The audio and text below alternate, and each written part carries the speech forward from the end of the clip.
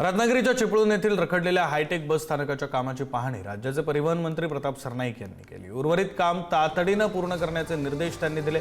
डिझेलच्या किमती वाढल्या असल्या तरी तिकीट दरवाढीचा सध्या कोणताही विचार नाही असं त्यांनी यावेळी स्पष्ट केलं। तसंच चार्जिंग स्टेशनच्या अभावामुळे अडचणी येत असल्या तरी 2035 पर्यंत एसटी महामंडळाच्या सर्व बस इलेक्ट्रिक करण्याचं उद्दिष्ट असून यासाठी आवश्यक निधी देण्याचं आश्वासनही सरनाईकांनी दिलं।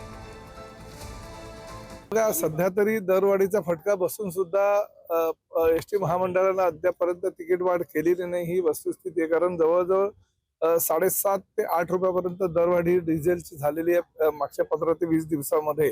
तरी सुद्धा आम्ही अजूनही काही दरवाढ होईल का किंवा राज्य शासनाकडे आम्ही काही मागणी केलेली आहे, त्या मागणीची पूर्तता झाली राज्य शासनाकडनं जर आम्हाला निधीची मागणी जी आम्ही केलेली आहे ती पूर्ण झाली तर दरवाढ करता येणार नाही। परंतु जर ती मागणी पूर्ण झाली नाही आणि अजूनही काही डिझेलमध्ये वाढ झाली तर मात्र आम्हाला नाईलाज असतो काही कटू निर्णय हे घ्यावे लागतील।